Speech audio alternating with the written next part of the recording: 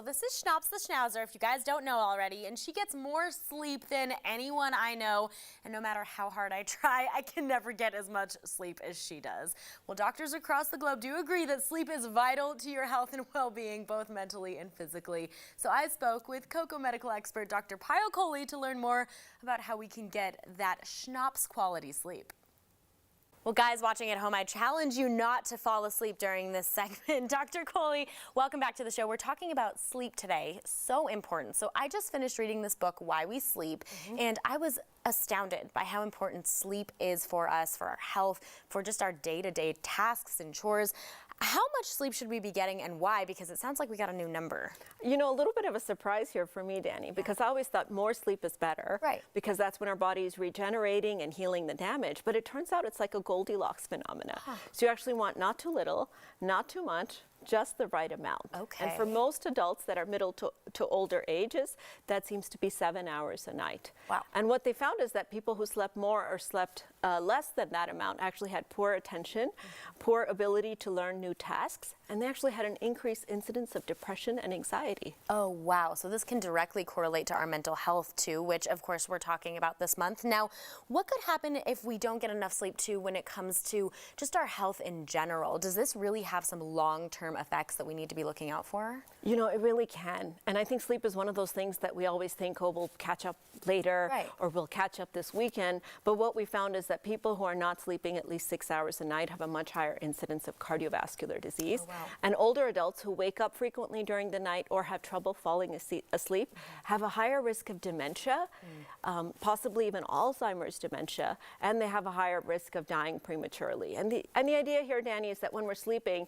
our body repairs damage to our tissues. Yeah. And if we're not getting enough sleep, we actually get deposition of a protein in our brain called amyloid. Okay. And that's what's directly involved in causing dementia. Wow. Okay. So this can be really scary, guys. So that 7-hour number is really important. Now, I want to ask too, because there have been so many days that all of us are like, oh, I only got 5 or 6 last night. I'll just take a quick nap. It'll add to my 7. I'll be good for the day.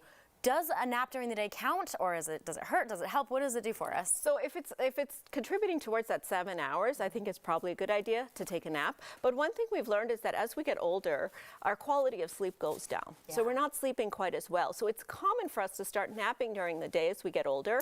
In fact, every year of age that we get older, our nap duration increases by about 11 minutes or so. Okay. But Makes sense. But there's data here that if your naps are getting longer and longer, and they're longer than 1 hour during the day, you actually have a higher risk of dementia. Ooh. Yes. Okay. And so we don't know if the nap is just a marker that something's not right and you're needing more naps during the day and that's why you have dementia, or something about sleeping in the middle of the day actually causes dementia. But you know, one thing we all are aware of is that there's a little clock in our head called the circadian rhythm. Yes. And that follows light.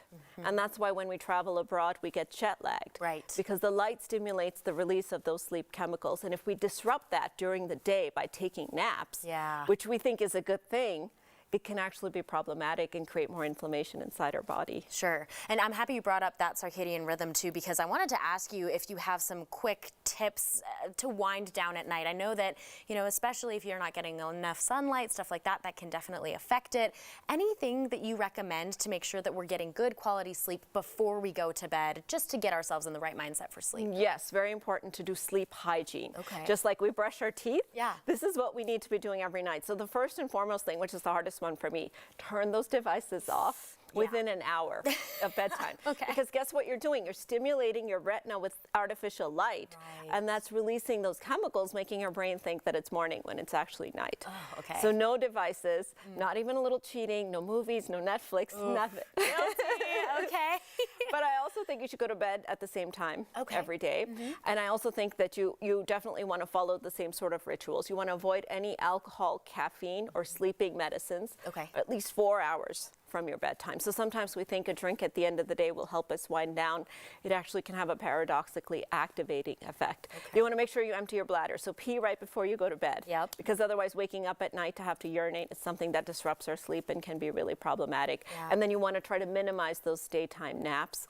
Wake up at the same time every day, even on the weekends. Okay. Sorry, 6 a.m. risers. Weekends are gonna have to be the same. Okay, I wanna ask you too, what about working out? How far before sleep should we make sure we're doing that? That is a great question. Depends on the type of workout. So if you're doing yoga or something that's likely to wind you down, you could do it as an hour before bedtime. That would be fine. But if you're doing cardiovascular activity, anything that kind of gets you more energized, you probably want at least 3 hours before bedtime. Okay, Dr. Kohli, thank you so much. Guys, get your sleep. All right, follow Dr. Kohli on social media. And if you have a topic or question for Dr. Kohli, message us on our Facebook page. That's Colorado and Company on 9 News. Your topic may just end up on the show.